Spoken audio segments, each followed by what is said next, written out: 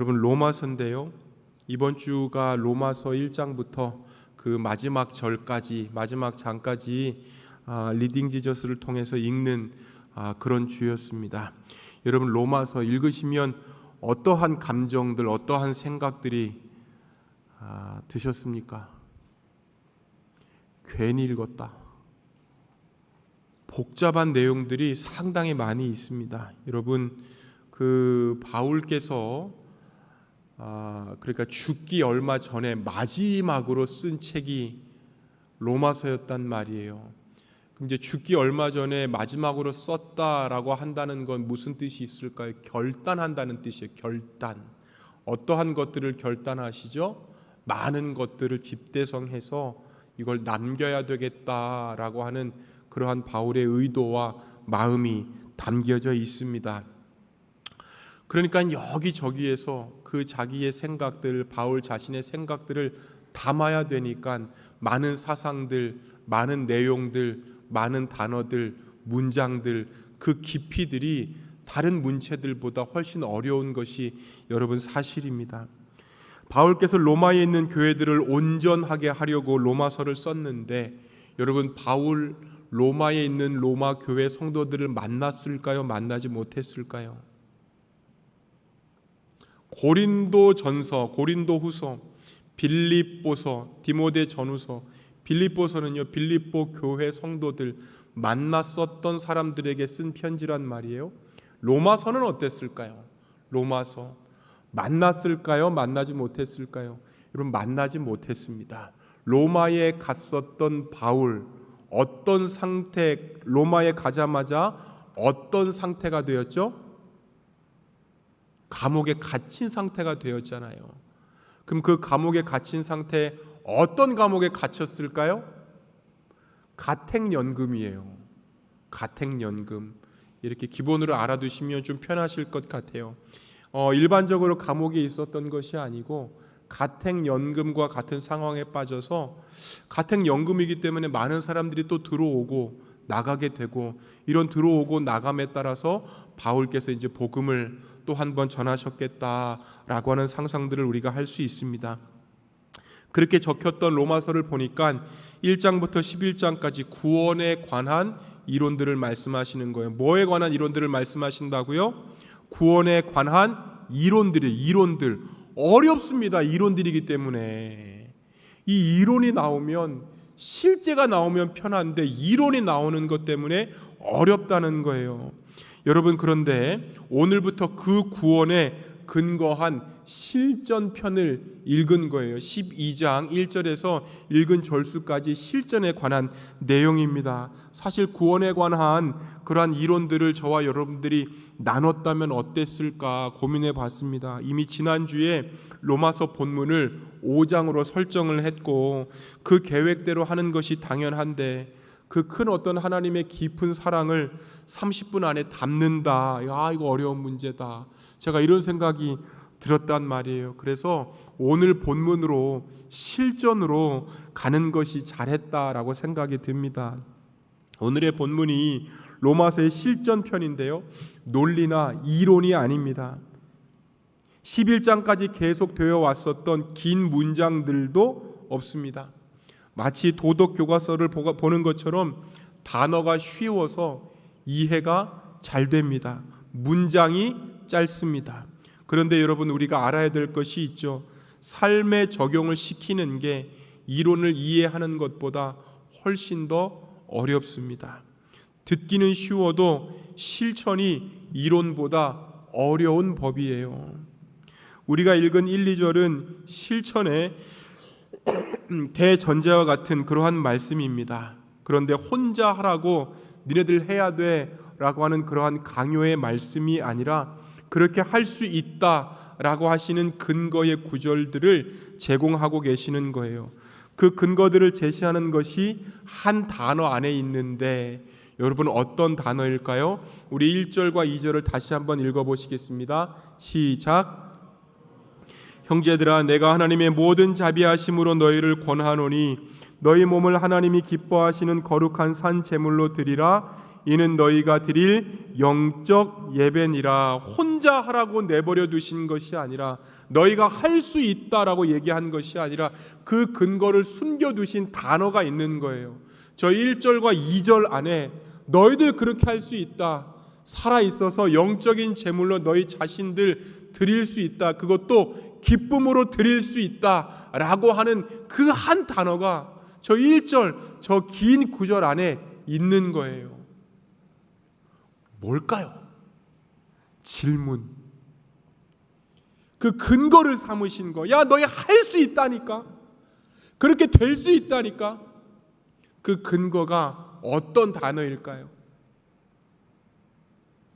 어떤 단어예요? 찬양팀, 어떤 단어예요? 틀렸어요. 성가대? 어떤 단어죠? 그래, 재은자매. 아이고, 그 원하는 걸 얘기하면 어떡해요. 그래요. 하나님께서 할 수 있다 라고 하는 그 단어가 여러분 1장 1절에 그러므로예요. 그러므로 여러분, 그러므로 로마서 1장부터 11장까지 그러므로에 관한 내용이 가득 차 있습니다. 구원하셨잖아요. 사랑하셨잖아요. 십자가에 못 박혀 돌아가셔 주셨잖아요. 그러므로 할 수 있다는 거예요. 그러므로 여러분들의 어떤 상황, 여러분들의 의지, 여러분들의 감정, 노력, 나 할 수 있다라고 하는 다짐의 근거를 둔 게 아니고 하나님께서 끝내셨다. 여러분, 여기에다가 주님께서 그 근거를 두셨습니다. 우리는 구원을 받았으니 다르게 살 수 있다라고 하는 그 근거가 예수님의 십자가에 있었던 거예요.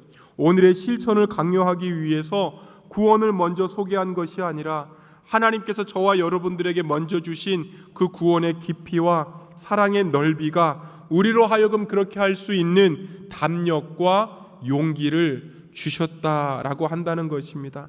여러분, 이것을 어떻게 설명할 수 있을까요? 고민을 한번 해봤어요. 여러분들이 집을 이렇게 가다가 개를 한번 만났다고 생각을 해봅시다. 개나 강아지를 처음 봤는데 그 개나 강아지한테 가가지고 이게 와, 이렇게 할 수 있는 방법이 뭐가 있을까요? 예, 간식 있잖아요. 간식. 마음의 경계를 풀 수 있도록 여러 가지 간식들을 제공해서 오게 만드는 방법이 있는가 하면 목줄을 메고 때려가지고 어쩔 수 없이 오게 하는 방법도 있는 거예요. 사랑하는 여러분, 한번 생각해 보세요. 하나님께서, 예수님께서 이렇게 해야 된다, 할 수 있다 라고 하는 그 명령이나 그 간청이 안 하면 죽인다, 이렇게 들리세요? 그게 아니라니까요. 먼저 제공해 주신 거예요. 너희 해보지 않겠냐? 이렇게 살 수 있지 않겠냐? 그렇게 살아야 되지 않을까라고 권면하시는 거예요. 여러분, 목줄을 메고 때려서 어쩔 수 없이 오게끔 만드는 방법 혹은 명령도 있겠지만 기본적으로 하나님께서 저와 여러분들에게 말씀하신 그 말씀의 근거는 예수님의 죽으심이다. 여러분, 우리가 이것을 놓치면 안 되는 것입니다. 이렇게 하면 돼라고 이미 주님께서 우리에게 모범을 보이셨다는 거예요. 안 하면 죽어와는 확연히 다르다는 것이죠. 하나님께서 저와 여러분들에게 무엇을 하라고, 이렇게 실천을 하라고 요구하시기 이전에 이미 주님께서 여러 가지 것들을 제공하셨습니다. 십자가의 사랑 같은 것, 그래서 신앙적인 실천들, 신앙적인 적용들, 삶의 적용들은 이미 십자가의 사랑이 내 마음에 들어가고 그것을 깨닫고 거기에 항복해야 자발적으로 우리가 할 수 있는 거예요.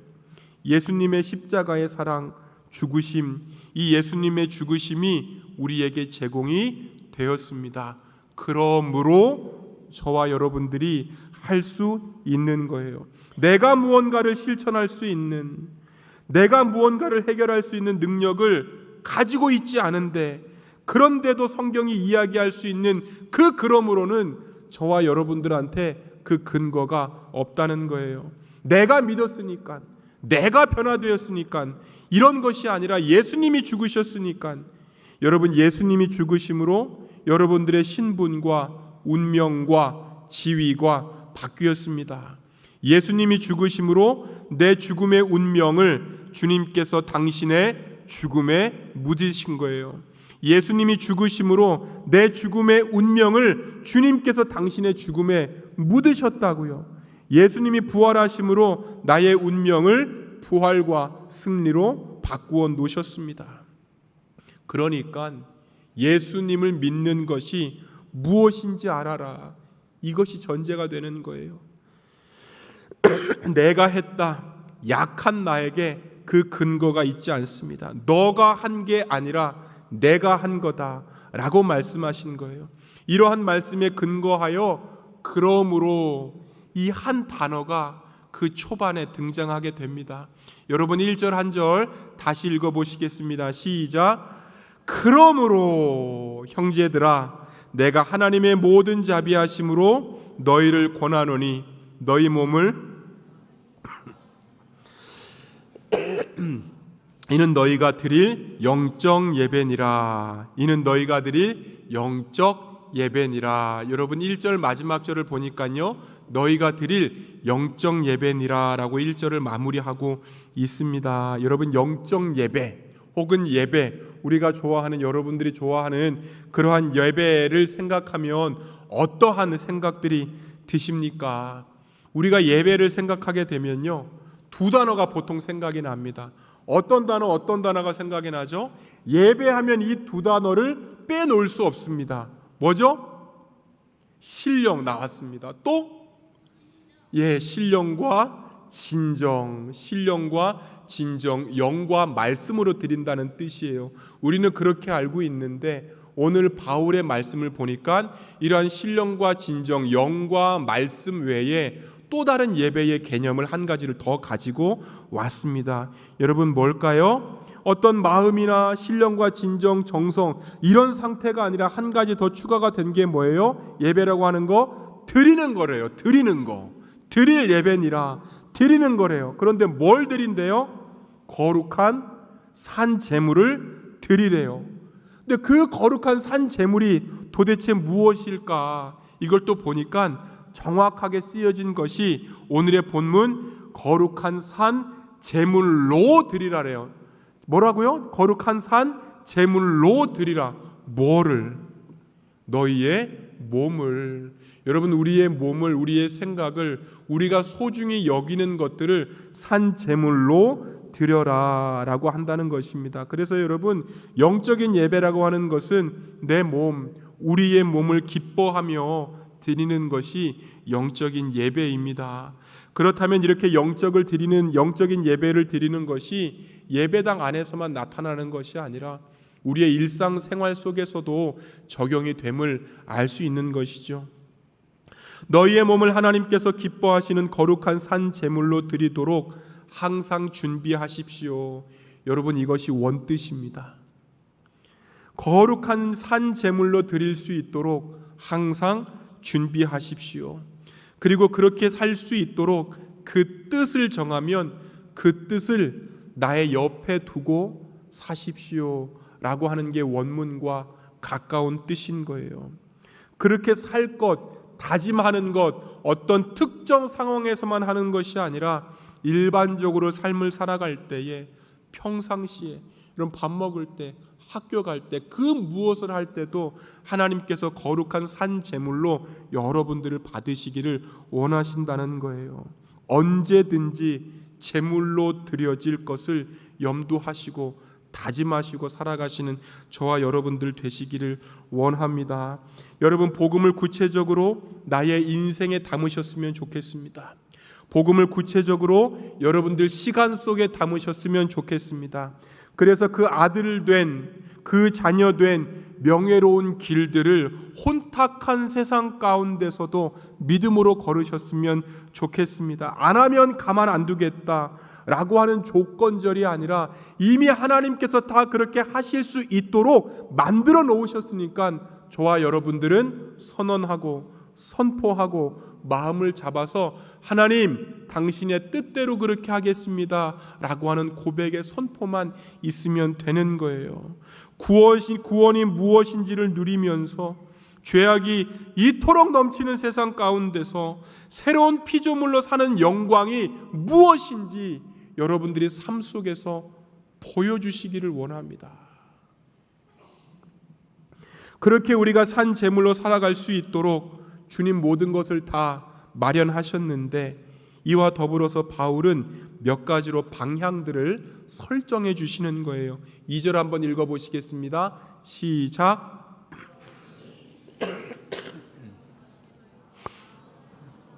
변화를 받아서 하나님의 선하시고 기뻐하시고 완전하신 뜻이 무엇인지를 분별하도록 하십시오. 방향을 정해 주셨는데요. 첫 번째 방향이 어떤 방향이죠? 이 시대의 풍조를 본받지 않는 방향입니다. 두 번째가 어떤 방향이에요? 마음을 새롭게 하여서 변화를 받는 방법입니다. 여러분, 세 번째가 어떠한 방향이에요? 그래서 혼탁한 세상 가운데서 하나님의 뜻이 무엇인지 분별하는 그 지혜를 하나님으로부터 받아내라는 거예요. 이 세대나 풍조, 이 시대를 본받지 말라고 하는 것, 어떤 뜻이 있습니까? 그 길을 따라가지 말라고 하는 의미가 있습니다. 길을 따라가지 말라고 하는 것, 길을 따라가지 말아라. 그 풍조를 따라가지 말아라. 여러분, 이것을 잘 생각해 보시면 따라갈 길들이 많다는 거예요. 우리가 선택할 수 있는, 우리가 바라볼 수 있는, 우리에게 영향을 줄 수 있는 그러한 길들, 그러한 사상들, 그러한 행위들, 그러한 습관들, 세계관들이 너무나 많다는 거예요. 여러분, 그러한 길들을 걷다 보면 길만 있을까요? 풍경이 보이기 시작합니다. 만나는 사람들의 설득이 있을 거예요. 말하는 사람들이 있을 거예요. 나도 어쩔 수 없었다, 나도 그렇게 죄를 지을 수밖에 없었다라고 외치는 그런 수많은 사람들의 푸념들이 있을 거예요. 여러분, 그런 거 하나하나 듣고 또한 감정을 주게 되면 결국에는 영향을 받게 됩니다. 신앙의 길과 그렇지 않은 길을 파악하라는 뜻이지만, 이 세상의 풍조를 본받지 마십시오라고 하는 그 뜻은 구체적으로 세상이 주는 그 모습을 따라서 형성되지 말아라 라고 하는 뜻인 거예요. 이 세상이 주는 모습에 따라 형성되지 말라라고 하는 그 기저에는 여러분, 세상이 저와 여러분들을 가만히 두지 않겠다라고 하는 유혹의 길들이 있음을 알려주고 있습니다. 결국에는 우리가 어떠한 조치를 하지 않으면 우리도 세상을 지속적으로 따라가게 된다는 것이죠. 세상이 주는 모습을 따라, 세상이 주는 그 세계관을 따라서 형성되지 말아라. 제가 참 잘 갔던 선교지가 있었는데요, 미얀마를 참 많이 갔었습니다. 사실 이번에 오키나와를 만약에 안 갔다면 미얀마 어땠을까라는 생각을 조금 많이 했었어요.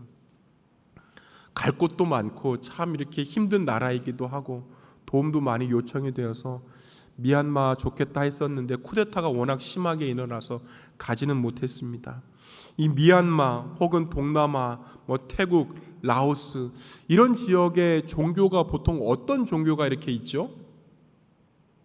어떤 종교예요? 그 동남아시아의 종교가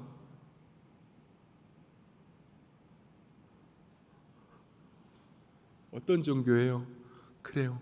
어떤 종교예요? 어떤 종교예요? 불교잖아요. 불교. 그 불교 사상의 근본이 어떤 사상이죠? 윤회설 들어보셨어요? 윤회설 들어보셨잖아요. 내가 죽으면 어떻게 된다? 내가 죽으면 어떻게 된다? 다른 걸로 태어나는 거잖아요. 그래서 이제 어떤 사람 불교 믿는 사람이 이제 저하고 이제 저희 아내를 이렇게 보면 이효준 목사는 전생에 나라를 구했나 보다. 이런 식으로 이렇게 하잖아요. 이제 다 윤회설이란 말이에요. 윤회설. 그 동남아에 가가지고 선교사님들이 그렇게 하시는데 문제가 뭐냐면 아무리 전도를 해도 이 윤회설에서 벗어나질 않아요. 사람들이 그렇게 예수님을 믿고 죽으면 나는 다음 생에 뭘로 태어날까? 나는 무슨 벌레가 될 수 있을까? 나는 어떤 사람이 될 수 있을까? 여러분, 그 시대, 그 지역, 그 세계관을 잡고 있는 것이 바로 세상이 주는 세계관, 세상이 주는 모습이라고 하는 거예요. 이런 거 본받지 말라는 겁니다. 저와 여러분들이 지역은 다르지만 이 현대 사회에서 살아가면서 받게 되는 하나님으로부터 오지 않은 것들이 얼마나 많이 있는지 잘 알고 계실 거예요. 여러분, 붕어빵처럼 똑같은 모양으로 우리를 찍어내려고 합니다. 그래서 우리가 가만히 있지 않으면 자동적으로 세상의 문화와 가치를 따르는 그 방향, 그 길을 걷게 된다니까요. 그렇게 하지 않으려면 의지적인 저항이 필요한 거예요. 그 당시에 바울이 알아차렸었던 당시의 시대 풍조는 무엇이었을까요? 당시의 신앙의 환경이 이러했습니다. 지금 로마서를 어디에서 쓰고 있는 거예요? 로마에서 쓰고 있단 말이에요. 그래서 이 시대 풍조 따르지 말아라 라고 했었던 이 시대, 로마 시대를 말하고 있습니다. 그 당시에 로마에서 가장 세계관이 이렇게 많이 펼쳤었던 세계관이 어떤 세계관이었었냐면 황제 숭배였습니다. 황제 숭배. 이러한 황제 숭배는 종교적인 문제뿐 아니라 정치적인 이슈로 다뤘다는 거예요. 그래서 이 황제 숭배가 의무였습니다. 믿지 않으면 죽임을 당하는 그러한 세대였다는 거예요. 황제 숭배를 하는 것도 문제가 되었는데 로마인들의 문제가 더 심각했습니다. 나 황제 섬기는 거 좋다 그거예요. 황제 섬기는 건 문제 없다 그거예요. 그런데 황제가 신으로서 매력을 느끼지 못하게 되는 거예요. 그러니 어떻게 하죠? 로마 정권에서 신들을 수입해 갖고 옵니다. 어디로부터 수입해 갖고 와요? 우리가 잘 알죠? 많이 읽었죠? 어디서부터 가지고 와요? 그리스로부터 이 신들을 가지고 오는 거예요. 그렇게 다양하게 신들을 늘어놓고 원하는 만큼 신들을 섬기는데 당시의 황제가 이러한 문제들이 사회 문제가 되지 않도록 모든 신을 믿는 것들을 허락을 해줘 버립니다. 종교와 믿음에서 문제가 발생하는데 어떻게 문제가 발생하느냐? 이 신들이 실제로 존재하는지 그렇지 않은지, 교리가 옳은지 그렇지 않은지, 교리가 있는지 혹은 없는지, 이러한 것들이 중요하게 여겨지지가 않는 거예요. 많은 신들 가운데서 군수물자 마냥 유용성, 효과, 실리, 이러한 것들이 종교 안에 들어오기 시작합니다. 사랑하는 여러분, 실리가 중요시되는, 효과가 중요시되는 그러한 자리에 죽음이 들어갈 수 없는 거예요. 실용성이 중요시되는 그러한 종교의 자리에 헌신이 중요시되지 않습니다. 이득이 중요시되는 그러한 종교 자리에 나의 희생이나 십자가가 들어갈 리 없는 거예요. 이 종교가 나에게 쓸모 있느냐? 이것이 훨씬 더 중요해져 버렸습니다. 우리가 하나님을 믿는데, 그 당시 로마 교인들이 하나님을 믿는데 이렇게 비슷한 습관들이 있지는 않았을까요? 헌신은 없고 바라는 것은 많고 아쉬운 건 많고 즐겁지는 않고 믿음이 아니라 습관을 따라 나오거나 이마저도 안 돼서 신뢰가 안 되면, 효과가 없으면 그냥 벗어 던져버리는 이러한 마음들이 저와 여러분들 가운데는 없을까요? 이러한 상황 가운데서 바울께서 말씀하시는 거예요. 마음을 새롭게 함으로 변화를 받으십시오. 너희가 이러한 상황 가운데 있다 할지라도 마음을 새롭게 해서 변화를 받으십시오. 계속해서 마음과 의지를 확고하게 만드는 것이 한 번의 실행으로 끝나는 것이 아니라 의지적으로 우리의 삶 속에서 이루어져야 됨을 말씀하고 있습니다. 우리 2절 보시겠습니다. 시작. 본받지 말고 마음을 새롭게 함으로 변화를 받아서 하나님의 선하시고 기뻐하시고 완전하신 뜻이 무엇인지를 분별하도록 하십시오. 마음을 새롭게 하면 다음에 따라오는 것이 어떤 문장입니까? 한번 앞에 보시겠어요? 마음을 새롭게 하면 따라오는 문장이 어떤 문장이에요? 변화를 받게 되는 문장이 나오죠. 변화를 받는다는 거예요. 여러분, 변화를 내가 만드는 것이 아니고 변화를 받는다고 성경은 말씀하고 있어요. 변화의 주체가 내가 아닙니다. 하나님께서 그 변화된 것, 하나님께서 변화된 그 무엇을 나에게 던져주시겠다는 뜻인 거예요. 변화라고 하는 건 내가 할 수 있는 사역이 아니라 성령의 사역, 하나님 조물주께서 만든 사역을 내가 마음을 결정하면 그 변화의 모습들을 주신다니까요. 변화를 받아야 할 때 이 변화라고 하는 이 원뜻이 참 중요한데, 그때그때마다 적절하게, 그때그때마다 정확하게 지금 너를 위해서 만든 결과물들을 내가 줄게, 이러한 뜻이 됩니다. 구원을 내가 만들어낼 수 없었던 것처럼 산 제물로 여러분들이 기쁜 마음으로 하나님께 영광으로 드려질 수 있도록 하나님께서 변화를 주시겠다는 거예요. 그러면 우리는 할 일이 없을까요? 그렇지 않습니다. 우리의 할 일이 한 가지가 우리의 할 일이 한 가지가 있습니다. 무엇일까요? 하나님께서 변화를 주시는데 우리의 할 일이 한 가지 있는 거예요. 아까 그 구절 한번 보여주시겠어요? 변화를 받아서 바로 앞에 어떤 문장이 있습니까? 마음을 새롭게 함으로. 여러분, 이것이 우리가 할 일입니다.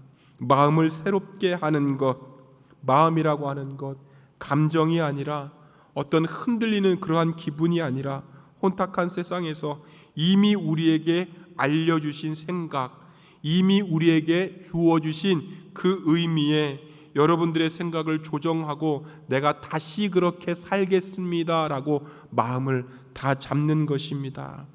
로마 그 시대가 주었었던 실용성, 로마 그 시대가 주었었던 평안함, 이러한 것들이 일반적이지만 그 안에서 불편함을 감수하고 십자가를 지도록, 십자가를 질 수 있도록 오늘도 마음을 다잡는 것, 이럴 때의 변화를 주님께서 우리에게 주시는 거예요. 현대를 살아가는 저와 여러분, 세상적인 가치관과 세계관 속에서 마음을 새롭게 해야 되는데, 그렇게 해서 우리 주님의 가치관과 우리의 주님의 생각으로 나의 생각이 바뀌어져야 되는데, 여러분 어떻게 할 수 있을까요? 있는 것에 집중하면 됩니다. 있는 것. 말씀이 새롭게 만들어지는 법이 없습니다. 어디 가서 머리 디밀고 투시의 영, 무슨 영, 이거 받으려고 하지 마십시오. 많이 해봤잖아요, 제가. 그게 중요한 게 아니에요. 이미 주신 말씀이 무엇인지 한 번 더 고민해보고 그게 나에게 어떤 뜻으로 다가왔는지 그건 묵상해 보는 거예요. 이미 주신 것, 말씀, 본인의 성경책을 만들고 가까이 두어서 묵상하는 것, 여러분 이것이 마음을 잡는 첫 번째 요건이 된다니까요.